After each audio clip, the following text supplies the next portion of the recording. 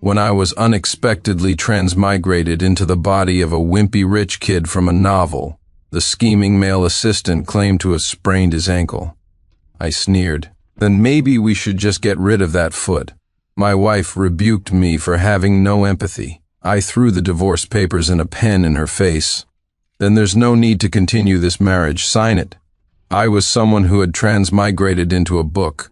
In the original story, although the male lead and female lead were in an arranged marriage between powerful families, he deeply loved the female lead, Victoria Ashworth. They had lived 5 blissful years together until the appearance of that little assistant, Ethan Miller. The female lead, Victoria, found her attention captured by him, abandoning the male lead for him time and time again. The original male lead was a complete wuss. Despite being the heir to a powerful family, he was helpless when Ethan provoked him at his own home, again and again. In the end, he died after coughing up blood from sheer rage. When I transmigrated, Ethan hadn't appeared yet. Logically, this should have been the peak of our loving marriage, and with my incredible prowess in bed, I had made Victoria fall hopelessly in love with me, unable to get enough. Just when I thought the homewrecker plotline was avoided, Ethan Miller suddenly made his debut ahead of schedule, and just like in the book, he immediately captured Victoria's attention.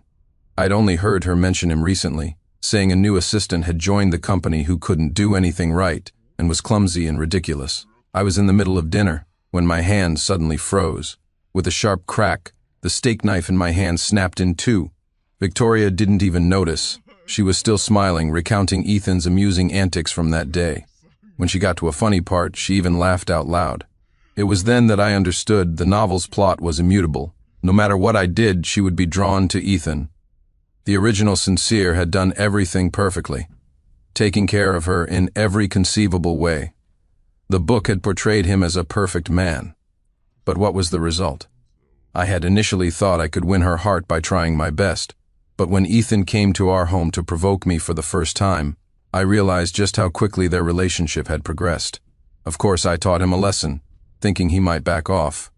I then went back to living my luxurious life as the young master of a wealthy family with my gorgeous wife. But later, my perspective changed. If I couldn't keep her, then I wouldn't. However, just letting them get their happy ending wasn't my style. Ethan Miller, oh, Ethan Miller. I will see to it that your bones are ground to dust and you die a miserable death in a foreign land. I still remember the first time I met Ethan. It was one evening when I got home from work. I looked at the dinner Mrs. Davis had prepared and was very pleased. Victoria should be home soon, right? I mumbled to myself, picking up a piece of rib and popping it in my mouth. Not bad. Just then the front doorknob turned. Victoria was back. Why are you so late today? Mrs. Davis made all your favorites. Hurry up. Before I could finish, a man walked in from behind Victoria. At the time, I didn't know he was Ethan Miller. I only knew such a person existed but had never seen his face. You must be Mr. Prescott. My name is Ethan Miller. I work for Ms. Ashworth. Before Victoria could speak, Ethan introduced himself. My car broke down today, and Ms. Ashworth was going to give me a ride home. I told her it was no fun being home alone, so I invited myself over to liven things up with you two. I'm not intruding, am I? He made himself right at home, slipping on a pair of guest slippers with an innocent, harmless smile that could easily put one at ease. If I hadn't known what kind of trash he really was, I might have been charmed by that smile. Of course you're intruding. Besides, we didn't prepare any food for you, I said, my face stern. I wasn't joking. Hearing this, Ethan, who had just changed his shoes, froze mid-step, looking at Victoria awkwardly. Victoria had already walked over to me. She tapped me playfully. Oh, you always love to joke. I'm not hungry tonight, so you two can have more. With that, she warmly invited Ethan to come in and sit down. After sitting, Ethan put on an apologetic smile. Sincere, your home has such a wonderful atmosphere. It's so boring for me to go home to an empty apartment every day. I'm not greedy. I'd be perfectly happy if I could have an opportunity like this just twice a week. You know, for kids out here on their own, it's really... He trailed off with a sigh, a look of profound sadness on his face. Victoria looked at him with pity. In that case, you can come over on weekends from now on. We can all have a good time together. She had grown up coddled and had no idea that this was just how the real world works. Isn't it normal for adults to go out and fend for themselves? Hearing this, Ethan's eyes suddenly lit up. President Ashworth, are you serious? He shot up from his seat excitedly, then paused, probably because I was there. Otherwise, it looked like he was about to give Victoria a huge hug. He turned his head to look at me. Sincere, is that really okay? I nodded, thinking, let's see if you even live long enough for that. Throughout the meal, Ethan was ecstatic, chattering endlessly with Victoria. She, in turn, seemed to have an infinite number of things to say to him. It was as if they had forgotten I even existed. You two eat first. I'm going to check if the water has boiled. I picked up my napkin, wiped my mouth, and walked into the kitchen. Because I knew the plot, I knew that after I entered the kitchen, Ethan would follow me in under the pretext of helping. He would pour a cup of hot water, and fearing he might actually burn himself, add some cool water before splashing it on himself. What was supposed to follow was the infamous scene where even God himself would get slapped. Victoria would slap the original protagonist, then take Ethan to the hospital. All because of a little redness from the hot water. She would end up taking care of him there for 2 days. And sure enough, just as the plot dictated, I had barely stepped into the kitchen when Ethan followed. Sincere, let me help you, he called out in a loud voice. Outside, Victoria heard him and smiled faintly. Ethan is so thoughtful. I quietly poured myself a cup of tea. I'm just getting some water. You, on the other hand, if you don't want to get beaten to a pulp, get the hell out, now. My voice was low, but loud enough for him to hear clearly. He looked as if he'd misheard me, asking with a puzzled expression, What did you say? I didn't even bother to look up at him, viewing him as nothing more than an ant. If you don't want to die, scram. Seeing me like this, he dropped the act. He took a glass, filled it 2/3 of the way with hot water, and turned on the tap to add cold water. Looks like I really underestimated you. Victoria told me you were a gentle soul. I was planning to put you in your place today, but this works too. He didn't get to finish his sentence. I sent him sprawling with a single kick. I then picked up the kettle of freshly boiled water and poured it directly over his head. Our Ethan writhed on the floor, letting out a scream like a pig being slaughtered. Sensing something was wrong, Victoria rushed in. She saw the scene and froze for a second, then shrieked at me, Sincere Prescott, what are you doing? Stop! She didn't dare come closer, because I was still holding the kettle, pouring the water over his body in time with his writhing. First his face, then his torso, then his lower body. Before I transmigrated, I'd watched people slaughter pigs. I knew exactly how to pour the water to make scalding most effective, to keep him in excruciating pain without letting him die. 10 liters of boiling water.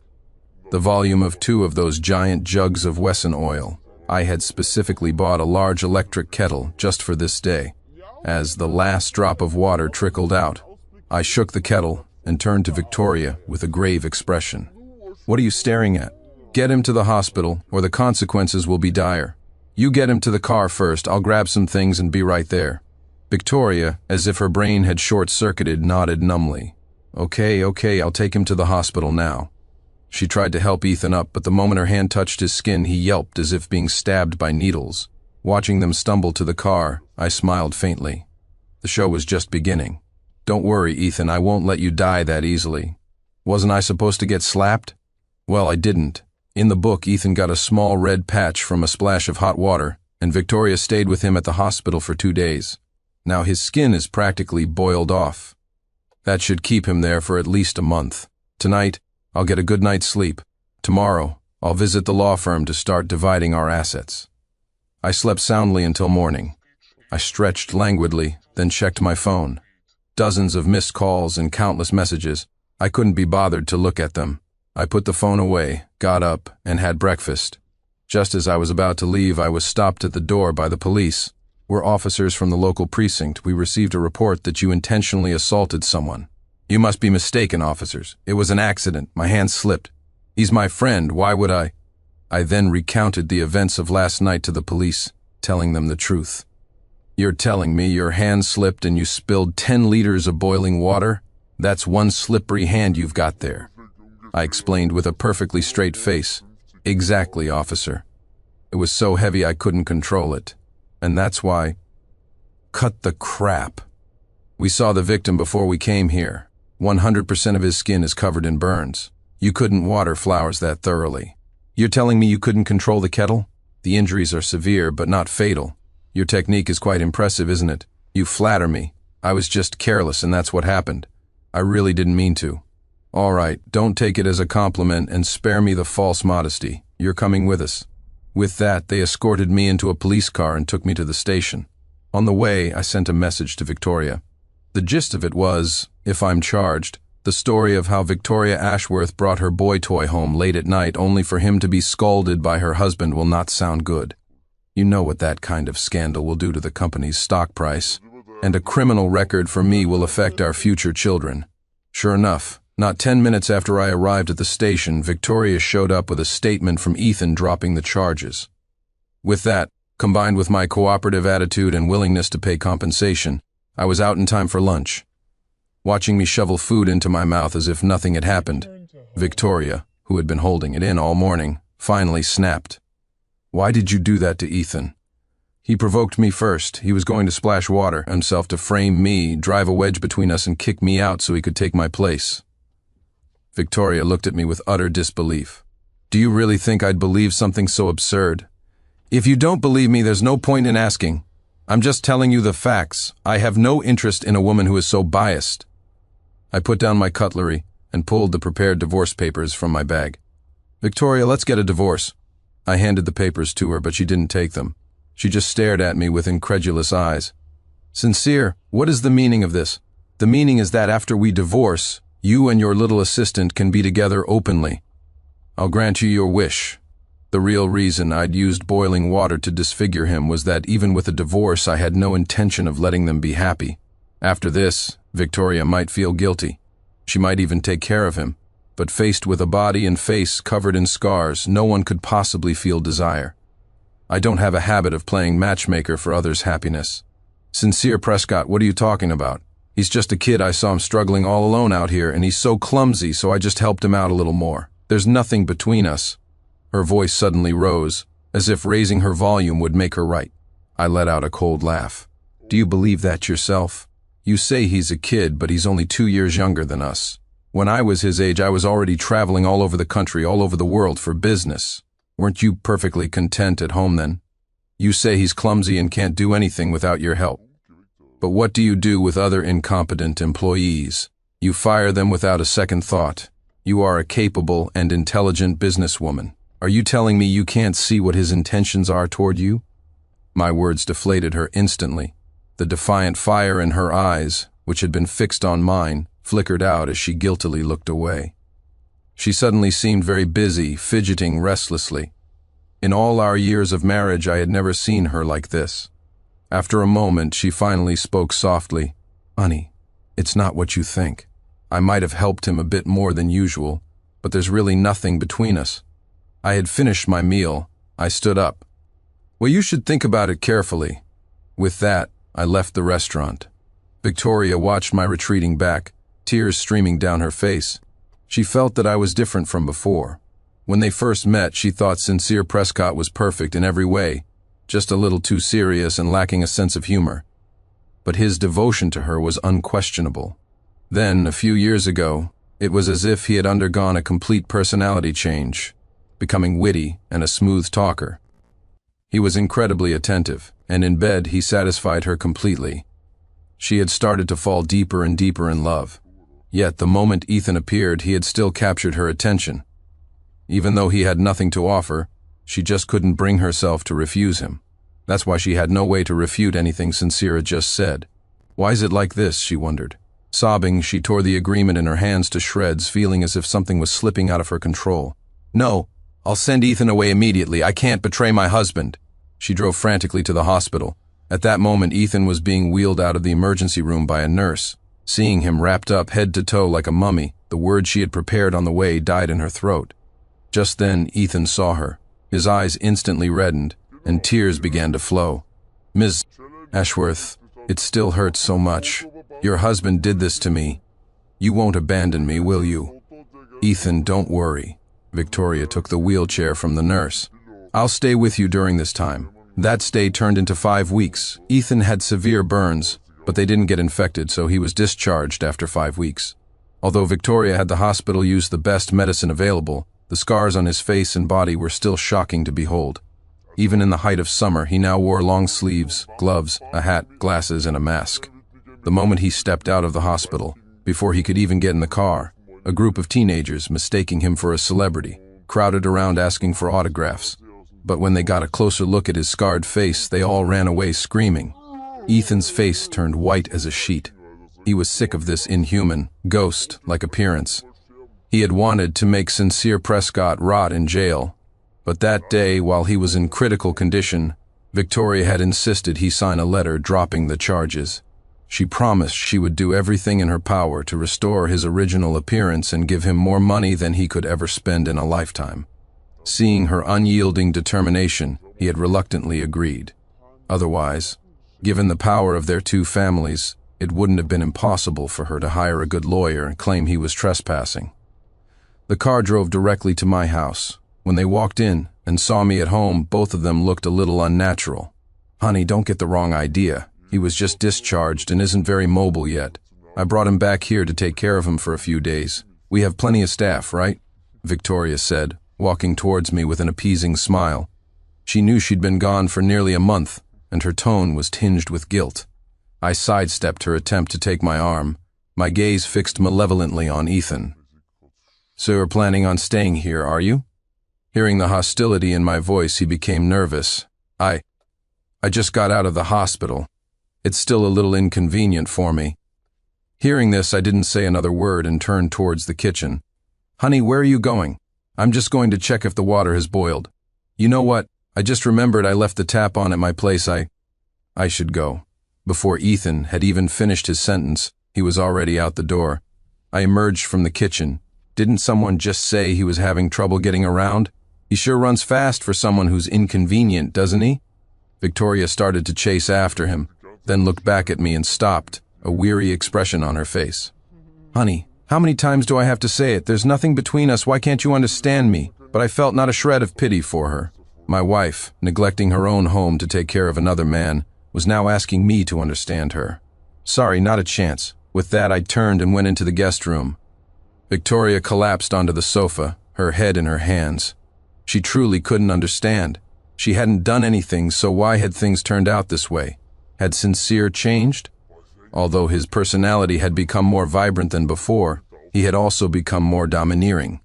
But she still preferred the current Sincere. It's true what they say, a simp will always end up with nothing, and people will just call you boring and dull. From that day on, Victoria started coming home earlier. She even began learning to cook from Mrs. Davis, and would parade around in front of me at night in various sexy nightgowns. She was blatantly trying to seduce me, and I, regrettably, was weak. Of all the 36 stratagems, the honey trap was the one I was most susceptible to. On the third day, I finally surrendered. No wonder they say even heroes have a weakness for beautiful women, and I'm not even a damn hero. After making a few excuses for myself, I was conquered once again. For the next few days, it was like we were back to the old times. She came home early every day and cooked for me personally. Although her cooking wasn't quite up to Mrs. Davis's standard, it was still pretty good. After dinner, she would pull me into the shower, and then we would get down to the business of making a baby. She said she wanted to have a child with me. Life was good. Unfortunately, the good times didn't last. After about 2 weeks of this, she started working late frequently, eating out before coming home, always looking exhausted. Sometimes, even if she came home early, she would get a phone call, claim there was an issue at the office, and head out again. Knowing the plot as I did, I knew exactly what she was up to. I pulled out my phone and checked my social media feed. Sure enough, Ethan Miller had posted a set of photos. It was Victoria wearing an apron, cooking. The caption read, "I told her I hadn't eaten and was going to order takeout, but she wouldn't let me, and came back to cook for me personally. I'm so happy." Staring at my phone, I fell into thought. When did I add Ethan as a friend? I don't remember doing that. Was it a requirement of the plot? Seeing a post like this now, I felt nothing. There was no way they were going to make me die of anger this time.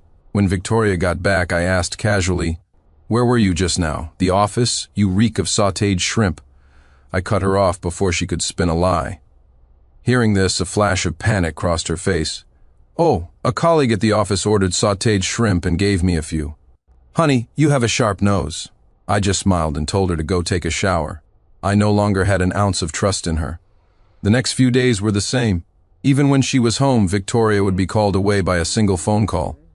From my omniscient perspective, I knew exactly what she was doing. Her little schemes were as transparent as glass to me. She behaved for a few days after that, coming home early and parading around in those sheer nightgowns, with a deliberately pleasing look in her eyes. Since the asset division wasn't finalized yet, I decided to play along. Her looks and body were top tier after all. It would be a waste not to enjoy them. She was willing to serve, and I was happy to indulge. We were each getting what we wanted, keeping up appearances flawlessly. One evening, the mood was just right. She had just stepped out of the shower, her hair damp, her cheeks flushed, wearing a silk slip that clung to her curves. I tossed my phone aside and pinned her beneath me. Foreplay was done. We were on the verge, just one final push away, when her damned phone started ringing. It vibrated furiously on the nightstand, the screen blindingly bright. I glanced over and saw that familiar name on the screen, Ethan Miller. Victoria clearly tensed up too, but a second later she instinctively reached for the phone. I watched as she, still breathless beneath me, averted her eyes to the caller ID. "Hello? Ethan? What's wrong?" Her voice was husky from our activities, but laced with tension. I don't know what was said on the other end, but Victoria's expression changed. "What? You sprained your ankle? Is it serious? Don't move, whatever you do, don't move. I'm on my way." I cursed under my breath. The fire that had just been ignited was doused with ice water, leaving nothing but smoke. Victoria had already pushed me off and scrambled out of bed. She grabbed her scattered clothes and started pulling them on, speaking rapidly. "Honey, I'm so sorry. Ethan sprained his ankle, really badly. He can't move. He's all alone. I have to go check on him. I'll be right back." The urgency in her voice made it sound not like a 25-year-old man with a sprained ankle, but like her 3-year-old son had fallen into a well. I sat up, breathing heavily, the last remnants of desire completely replaced by icy rage. I reached out and grabbed her slender wrist, my grip tight. "He sprained his ankle, and he can't call 911? He can't call an ambulance?" "He has to call you. What are you to him?" Victoria winced in pain, her brow furrowing. She twisted her wrist, breaking free from my grasp. Without even looking back at me, she rushed towards the door, tossing a sentence over her shoulder as if placating a naughty child. "Honey, be good. Ethan's still a kid. It's not easy for him out here on his own. He doesn't know how to take care of himself. I'll just go take a look, make sure he's okay, and come right back." Thump. The door was slammed shut. Her hurried footsteps faded down the hallway. The room was suddenly silent, save for my own heavy breathing and the lingering scent of intimacy in the air. I stared at the closed door, my gaze turning colder by the second, my chest still heaving with frustrated desire. A kid? A 25-year-old man-child. His parents were fine with leaving him in this city to fend for himself, but my dear wife was worried he couldn't handle a sprained ankle on his own. Fine. If that ankle is such a serious problem, I pulled my lips into a humorless smile. Then maybe he just shouldn't have it anymore. The next day, I drove directly to the city hospital. The Prescott family held a significant stake in this place. Our word carried weight. As expected, Victoria had arranged for Ethan to be in a top-floor, very important person room. For a simple sprain, he had an expert and several nurses fussing over him. Seeing this, I remained impassive and went straight to the director's office. The director's surname was Coleman. He was very polite upon seeing me, quickly standing up. "Mr. Prescott, what brings you here today?" I had no time for pleasantries. I sat down opposite his leather chair and tapped the desk. "Director Coleman, about the patient in the very important person room named Ethan Miller, with the sprained right ankle." Yes, Mr. Prescott, rest assured, Ms. Ashworth gave us instructions. We've assigned our best expert and are sparing no expense to use the best treatment plan." I raised a hand to cut him off. So that's what Victoria instructed. Anyone who didn't know better would think he had terminal cancer, not a sprained ankle. My voice was calm. "The medicine is good, but I find the treatment plan too conservative." Director Coleman froze. "Conservative? Mr. Prescott, you mean his injury?" I spoke slowly, my tone like that of an expert. "I've seen the scans. The situation is more complex than it appears. Severe soft tissue damage, vascular and nerve compression leading to peripheral nerve necrosis. Over time, it will only get worse. Best case, he walks with a limp. Worst case, femoral head necrosis. In the final stages, he'll end up in a vegetative state. Hearing my description, the director broke out in a sweat. Is it that serious? I nodded. The director asked, then, what should we do? Considering the long-term prognosis, I mused for a moment. Amputation is the best course of action. From the hip. Amputation? The director's face went pale, and cold sweat beaded on his forehead. Mr. Prescott, I've personally reviewed the report. It's a common sprain, not even a fracture. Amputation is completely unnecessary. The risks are far too great. Risks? I lifted my eyes and gave him a cool glance that choked off the rest of his words. Director Coleman, you're the professional. One misstep, the infection spreads, or he's left with a permanent functional disability. That's the real risk, isn't it? We invested in this hospital to save lives. Leaving a limb that poses a risk, that might get sprained again and again, is not worth it. The matter is settled. You'll write the report. He's here alone. His parents aren't around. Just get it done. With that, I stood up and walked out of his office. Director Coleman watched my back, his expression hardening with resolve. He understood. This wasn't a suggestion, it was an order. He knew all too well the power of the Prescott family, and he couldn't afford the consequences of refusal. A few hours later, in Ethan's luxurious hospital room, a group of doctors in white coats with solemn expressions filed in. The man leading them was the expert personally assigned by Director Coleman. Ethan was lying in bed playing on his phone and was startled by the procession. Mr. Miller, the expert began, his tone grave and professionally urgent. After our emergency consultation this morning and the latest high-precision imaging, we've discovered that the injury to your right ankle is far more complex and dangerous than it appears. Ethan was stunned. He knew exactly what was wrong with his ankle. He was faking it. It wasn't serious at all. He couldn't even feel any pain anymore. What do you mean? It was just a sprain. No, the expert said decisively. We've found signs of severe thrombosis in the local blood vessels and irreversible nerve compression. The blood supply to your foot is already compromised. More alarmingly, we have a high suspicion of early signs of hidden osteomyelitis.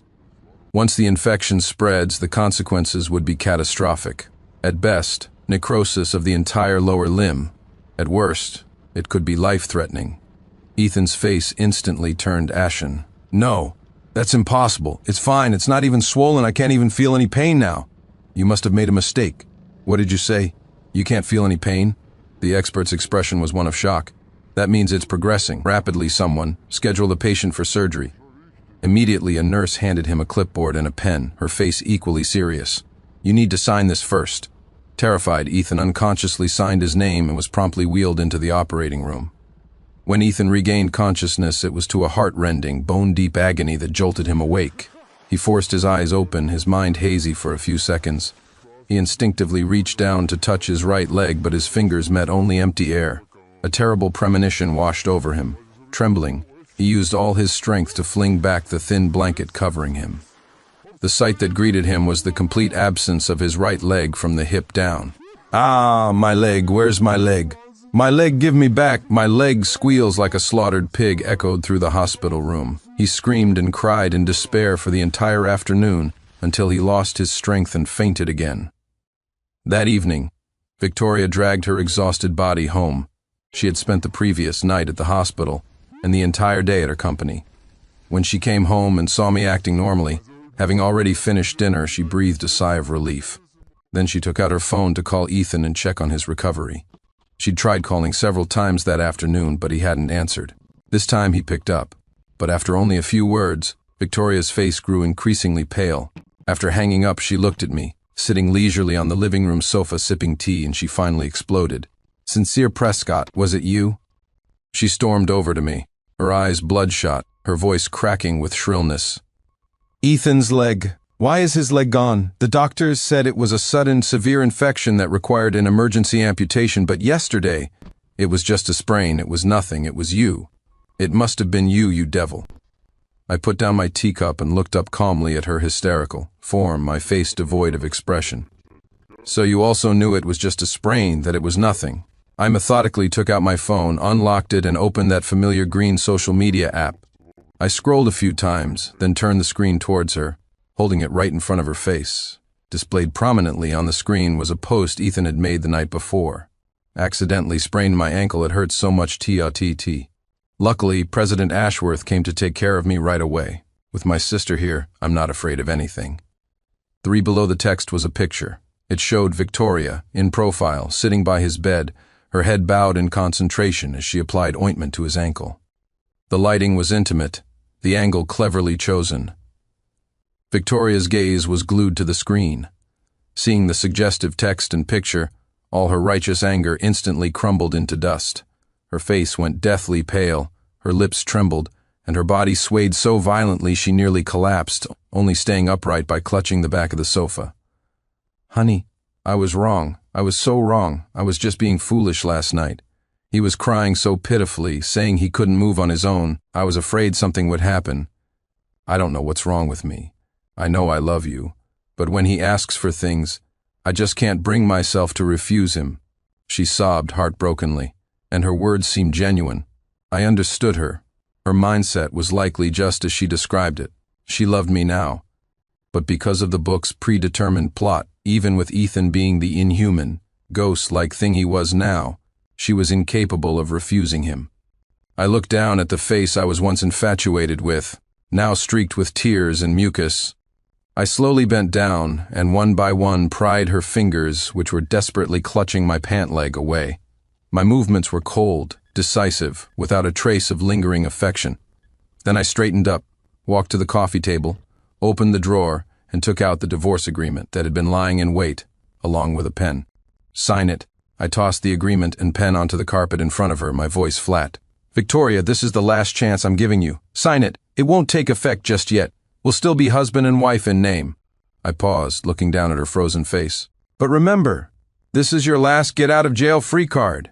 If you ever lie to me for his sake again, or see him behind my back even once—" I leaned down, my face close to hers, which was soaked with tears and etched with terror, and lowered my voice to a whisper.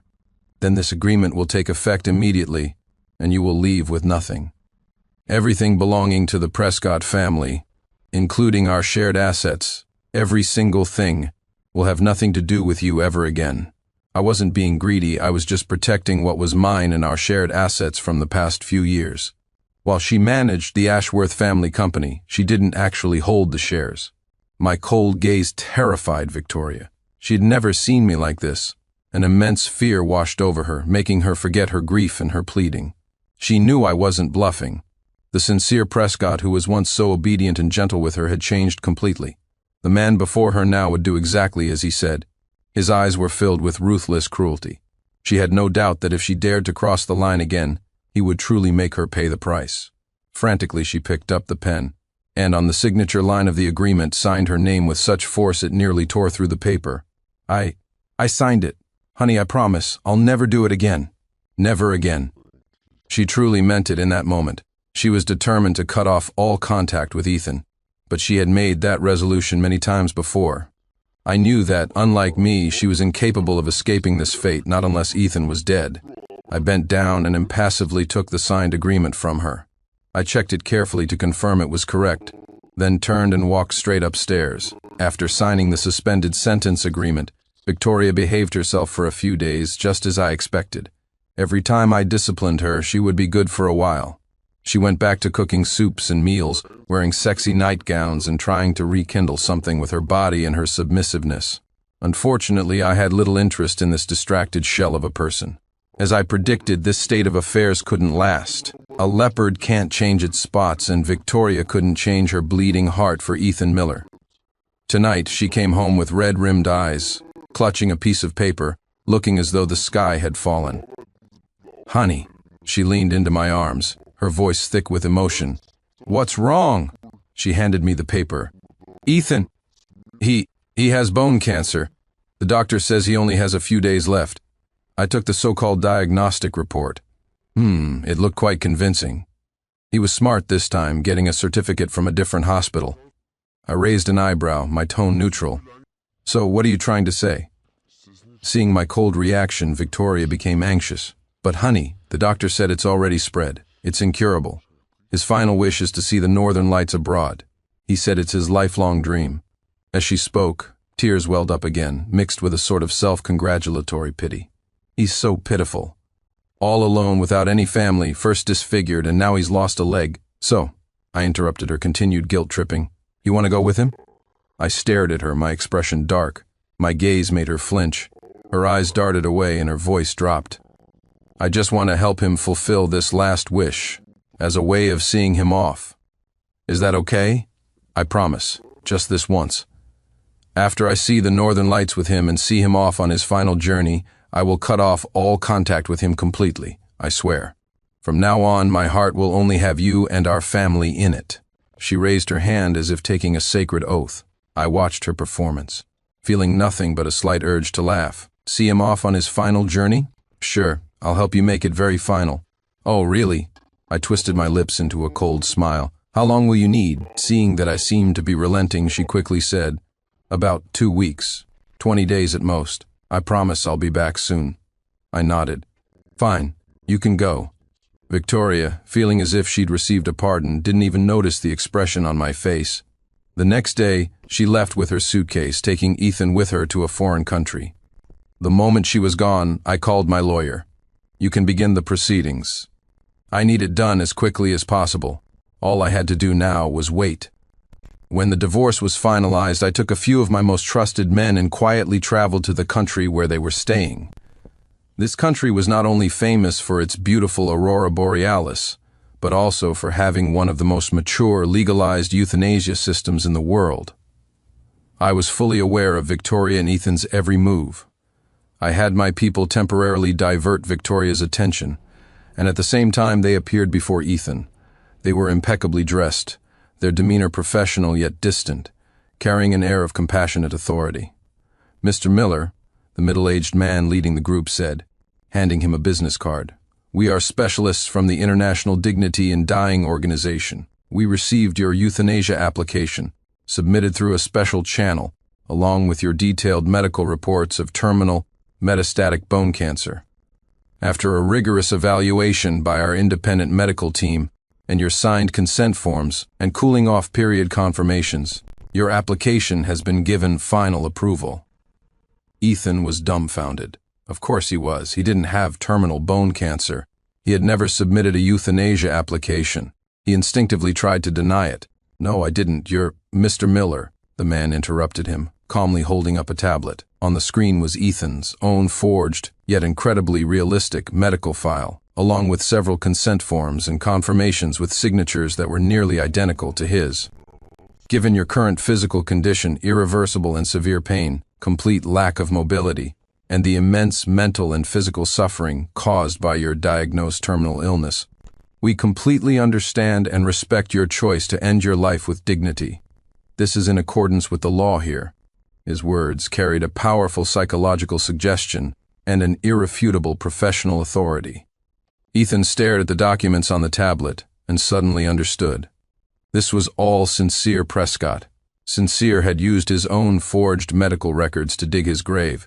He wanted to scream, to run, but his amputated body made it impossible for him to even stand. No, I don't need this. I'm not sick. That's fake. Let me go, Victoria. Save me. He panicked, trying to escape, but it was all in vain. Mr. Miller, we understand your emotional volatility at this moment. It's perfectly normal. Another man, dressed like a doctor, spoke in a tone that was soothing yet permitted no argument. We see your suffering. Please trust us. This is the most dignified and painless way to find relief. After you sign the documents, we will administer a gentle sedative. You will pass away peacefully in your sleep, without any pain. He gestured, and a woman dressed as a nurse approached with a tray. Get away, I'm not signing. Ethan thrashed his arms wildly, trying to knock over the tray. The patient is overly agitated and may harm himself, which would compromise the dignity of the procedure, the middle-aged man instructed calmly. Please help Mr. Miller calm down and complete the final signature confirmation process. 2 tall, well-trained orderlies immediately stepped forward, pinning Ethan's struggling body and arms. His screams and shouts were muffled, leaving only desperate whimpers.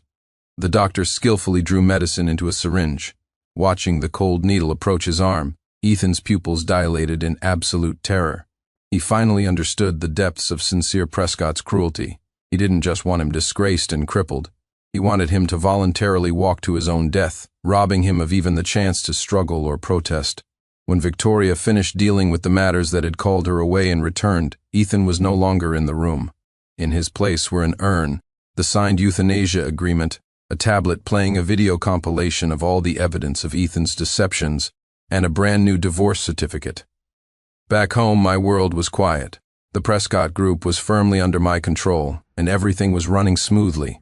The house that was once filled with Victoria's presence had been completely cleared out, sanitized, and redecorated, leaving not a single trace that she had ever existed. Victoria returned with Ethan's urn and the divorce certificate. Penniless, she was cast out by the Ashworth family as a disgrace, her reputation in tatters, becoming the laughingstock of our social circle.